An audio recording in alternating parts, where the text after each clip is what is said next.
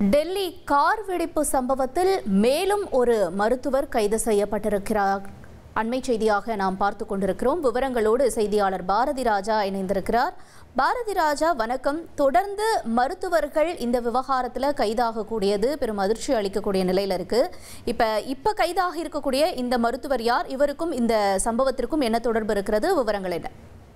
கண்டிப்பாக டெல்லி கார் வெடிப்பு சம்பவத்துல சந்தேகிக்கப்படும் நபர் அப்படின்னு சொல்லப்படுறவர் உமர்.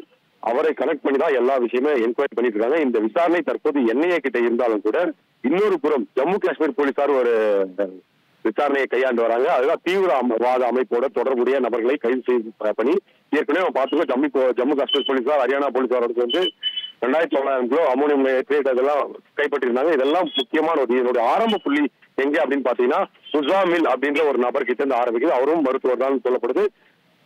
அவர் என்ன வகையில முதல்ல கைது செய்யப்படுகிறார் அப்படின்னா, ஸ்ரீநகர்ல ஜெய்ஷி முகமது அப்படின்ற தீவிரவாத அமைப்புக்காக ஒரு போஸ்ட் ஓட்டினாரு. அதுல இருந்து தான் இதனுடைய ஆரம்ப புள்ளி ஜம்மு காஷ்மீர் போலீசார் எடுக்கிறாங்க.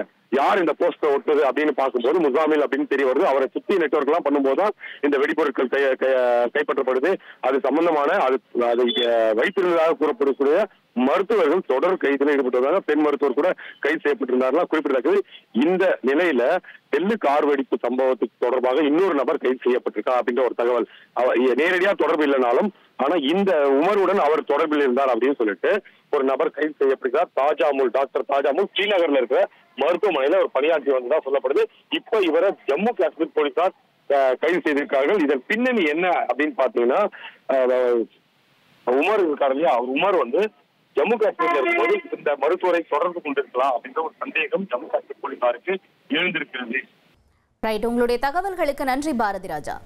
ட்ரெண்ட ஃப்ரெண்ட் ஆக்கிக்கோங்க. தந்தி டிவியின் சப்ஸ்கிரைபர்ஸ் அண்ட் ஃபாலோவர்ஸ் குடும்பத்துல நீங்களும் இணையுங்க.